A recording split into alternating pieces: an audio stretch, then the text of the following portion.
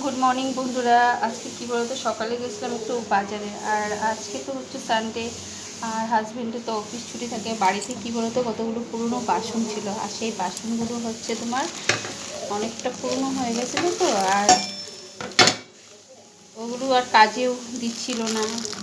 তার জন্য কী বলতো, একটু বাজারে গিয়ে ওগুলো, আর এতগুলো জিনিস জানো বন্ধুরা, মাত্র দিয়েছে 200 টাকা। আর এইগুলো এই যে বাসনগুলো ছিল তার বদলে তোমার হচ্ছে হাঁড়িটা হচ্ছে, এটা হচ্ছে শাশুড়ি মা ওই যে গোপু ঠাকুরের রান্না করে, তো তার জন্য বড় হাঁড়িতে অসুবিধা হয় বলে দেখো এই যে ছোটো হাঁড়ি নিয়ে আসা হয়েছে।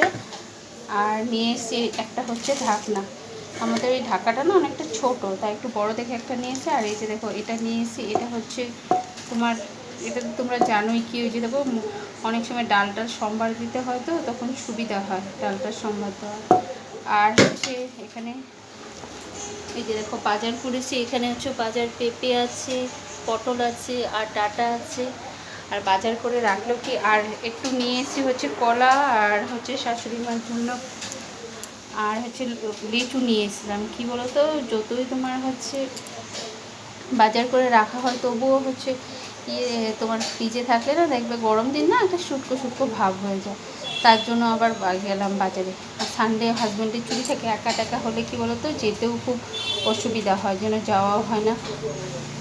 তো তোমাদের আমার জিনিসগুলো কীরকম লাগলো অবশ্যই কমেন্ট করে জানাবে।